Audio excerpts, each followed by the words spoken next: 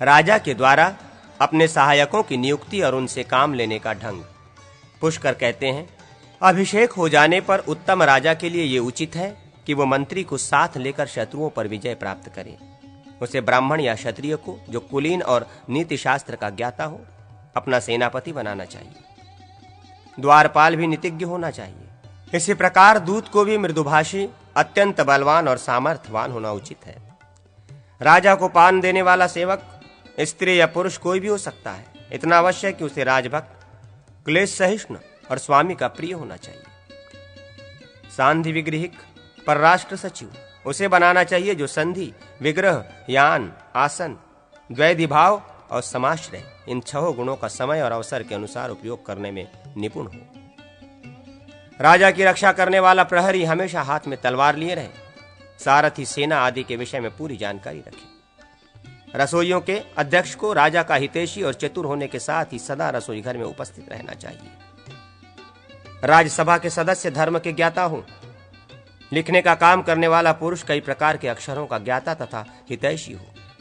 द्वार रक्षा में नियुक्त पुरुष ऐसे होने चाहिए जो स्वामी के हित में संलग्न हो और इस बात की अच्छी तरह जानकारी रखें कि महाराज कब कब उन्हें अपने पास बुलाते हैं।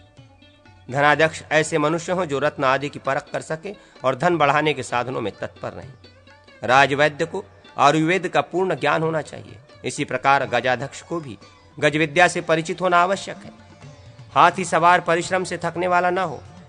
घोड़ों का अध्यक्ष अश्व विद्या का विद्वान होना चाहिए। दुर्ग के अध्यक्ष को भी हितैषी एवं बुद्धिमान होना आवश्यक है। शिल्पी अथवा कारीगर वास्तु विद्या का ज्ञाता हो, जो मशीन से हथियार चलाने, हाथ से शस्त्रों का प्रयोग करने, शस्त्र को न छोड़ने, छोड़े हुए शस्त्र को रोकने या निवारण करने में तथा युद्ध की कला में कुशल और राजा का हित चाहने वाला हो।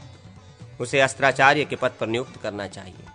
रनिवास का अध्यक्ष वृद्ध पुरुष को बनाना चाहिए। 50 वर्ष की स्त्रियां और 70 वर्ष के बूढ़े पुरुष अंतःपुर के सभी कार्यों में लगाए जा सकते हैं।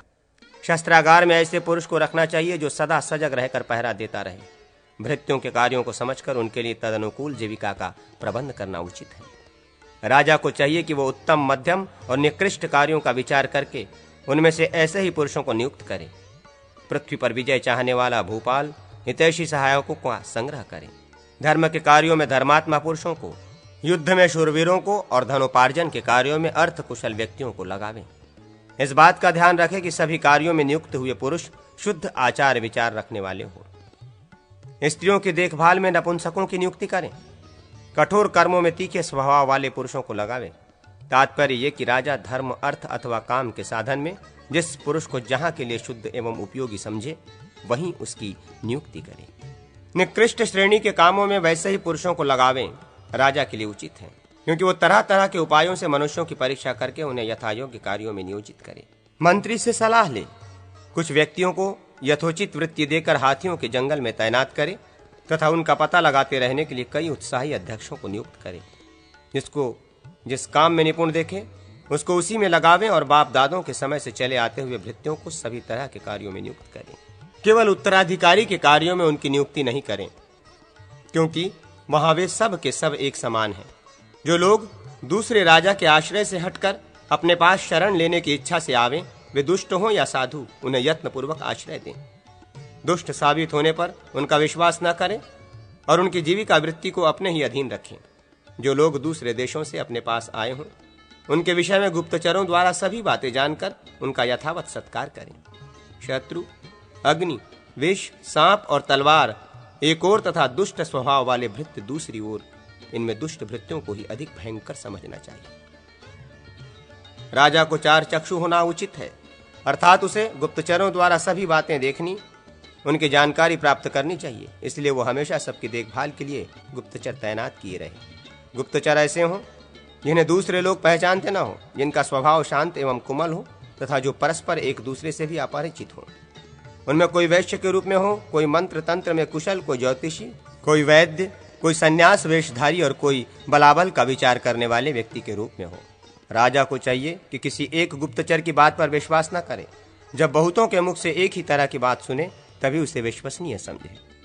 भृत्यों के हृदय में राजा के प्रति अनुराग है या विरक्ति, किस मनुष्य में कौन से गुण तथा अवगुण है, कौन शुभ चिंतक है और कौन अशुभ चाहने वाला, अपने भृत्य वर्ग को वश में रखने के लिए राजा को ये सभी बातें जाननी चाहिए। वह ऐसा कर्म करे जो राजा का अनुराग बढ़ाने वाला हो, जिससे लोगों के मन में विरक्ति हो। ऐसा कोई काम न करे। प्रजा का अनुराग बढ़ाने वाली लक्ष्मी से युक्त राजा ही वास्तव में राजा है। वो सब लोगों का रंजन करने, उनकी प्रसन्नता बढ़ाने के कारण ही राजा कहलाता है। अनुजीवियों का राजा के प्रति कर्तव्य का वर्णन। भृत्य को राजा की आज्ञा का उसी प्रकार पालन करना चाहिए जैसे शिष्य गुरु की और साध्वी स्त्रियां अपने पति की आज्ञा का पालन करती हैं। राजा की बात पर कभी आक्षेप न करें, सदा ही उसके अनुकूल और प्रिय वचन बोलें। यदि कोई हित की बात बतानी हो और वो सुनने में अप्रिय हो तो उसे एकांत में राजा से कहना चाहिए। किसी आय के काम में नियुक्त होने पर राजकीय धन का अपहरण न करें। राजा के सम्मान की उपेक्षा न करें। उसकी वेशभूषा और बोलचाल की नकल करना उचित नहीं है। अंतःपुर के सेवकों के अध्यक्ष का कर्तव्य है कि वो ऐसे पुरुषों के साथ न बैठे जिनका राजा के साथ वैर हो तथा जो राज दरबार से अपमान पूर्वक निकाले गए हों। भृत्य को राजा की गुप्त बातों को दूसरों पर प्रकट नहीं करना चाहिए। अपनी कोई कुशलता दिखाकर राजा को विशेष सम्मानित एवं प्रसन्न करना चाहिए। यदि राजा कोई गुप्त बात सुनावे तो उसे लोगों में प्रकाशित न करें।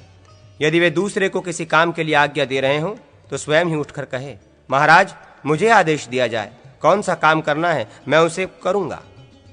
राजा के दिए हुए वस्त्र, आभूषण तथा रत्न आदि को सदा धारण किए रहें।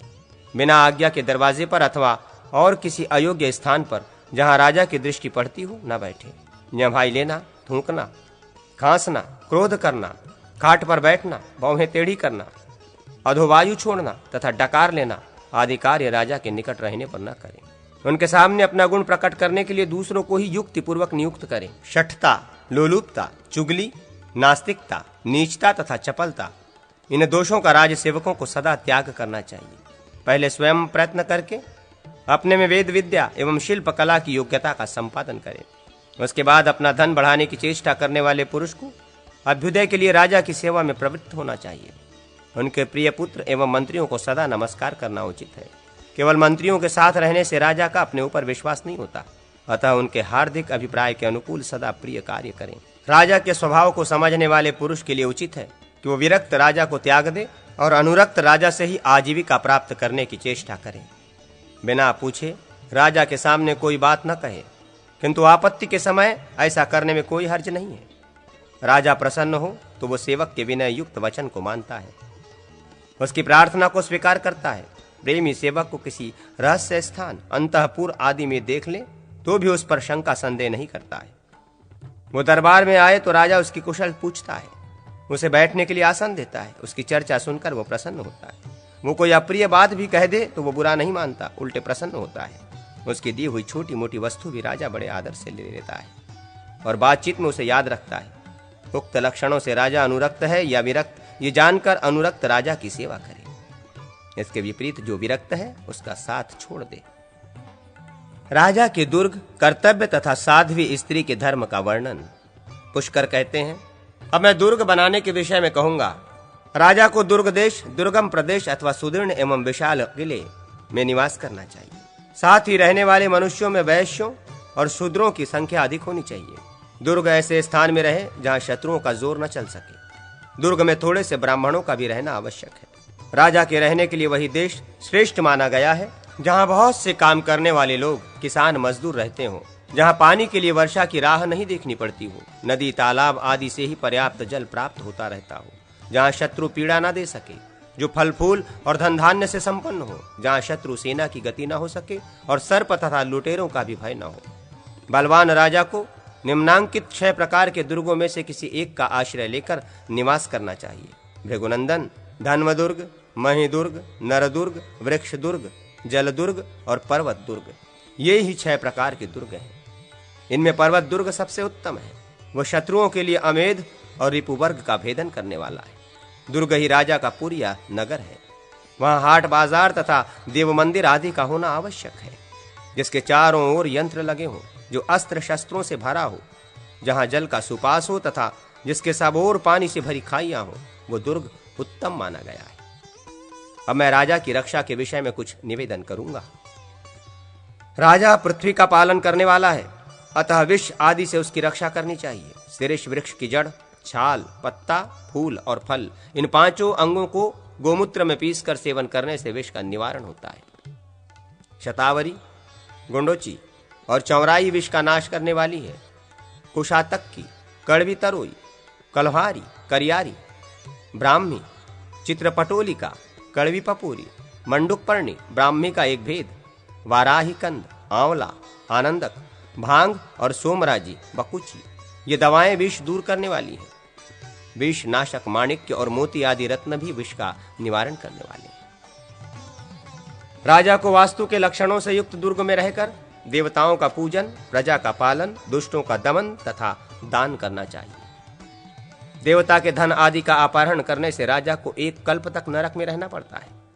उसे देव पूजा में तत्पर रहकर देव मंदिरों का निर्माण कराना चाहिए। देवालयों की रक्षा और देवताओं की स्थापना भी राजा का कर्तव्य है। देव विग्रह मिट्टी का भी बनाया जाता है। मिट्टी से काठ, काठ से ईंट का, ईंट से पत्थर का और पत्थर से सोने का तथा रत्न का बना हुआ विग्रह पवित्र माना गया है। प्रसन्नता पूर्वक देव मंदिर बनवाने वाले पुरुष को भोग और मोक्ष की प्राप्ति होती है। देव मंदिर में चित्र बनवाने, गाने बजाने आदि का प्रबंध करने, दर्शनीय वस्तुओं का दान दें तथा तेल, घी, मधु और दूध आदि से देवता को नहलावे तो मनुष्य स्वर्गलोक में जाता है। ब्राह्मणों का पालन और सम्मान करे, उनका धन न छीने। यदि राजा ब्राह्मण का एक सोना, एक गौवा अथवा एक अंगुल जमीन भी छीन लेता है तो उसे महाप्रलय होने तक नरक में डूबे रहना पड़ता है। ब्राह्मण सब प्रकार के पापों में प्रवृत्त तथा दुराचारी हो तो भी उससे द्वेष नहीं करना चाहिए। ब्राह्मण की हत्या से बढ़कर भारी पाप दूसरा कोई नहीं है। महाभाग ब्राह्मण चाहे तो जो देवता नहीं है उन्हें भी देवता बना दें और देवता को भी देवपद से नीचे उतार दें, अतः सदा ही उनको नमस्कार करना चाहिए। यदि राजा के अत्याचार से ब्राह्मणी को रुलाई आ जाए तो वो उसके कुल, राज्य तथा प्रजा सब का नाश कर डालती है। इसलिए धर्मपरायण राजा को उचित है कि वो साध्वी स्त्रियों का पालन करे। स्त्री को घर के कामकाज में चतुर और प्रसन्न होना चाहिए। वो घर के प्रत्येक सामान को साफ सुथरा रखे, खर्च करने में खुले हाथ वाली ना हो। कन्या को उसका पिता जिसे दान कर दे वही उसका पति है। अपने पति की उसे सदा सेवा करनी चाहिए। स्वामी की मृत्यु हो जाने पर ब्रह्मचर्य का पालन करने वाली स्त्री स्वर्गलोक को जाती है। वो दूसरे के घर में रहना पसंद न करे और लड़ाई झगड़े से दूर रहे। जिसका पति परदेश में हो वो स्त्री श्रृंगार न करे, सदा अपने स्वामी के हित चिंतन में लगी रहकर देवताओं की आराधना करे। केवल मंगल के लिए सौभाग्य चिन्ह के रूप में 2-1 आभूषण धारण किए रहे। जो स्त्री स्वामी के मरने पर उसके साथ ही चिता की आग में प्रवेश कर जाती है उसे भी स्वर्गलोक की प्राप्ति होती है। लक्ष्मी की पूजा और घर की सफाई आदि रखना गृहिणी का मुख्य कार्य है। कार्तिक की द्वादशी को विष्णु की पूजा करके बछड़े सहित गौ का दान करना चाहिए। सावित्री ने अपने सदाचार और व्रत के प्रभाव से पति की मृत्यु से रक्षा की थी। मार्गशीर्ष शुक्ला सप्तमी को सूर्य की पूजा करने से स्त्री को पुत्रों की प्राप्ति होती है। इसमें तनिक भी अन्यथा विचार करने की आवश्यकता नहीं।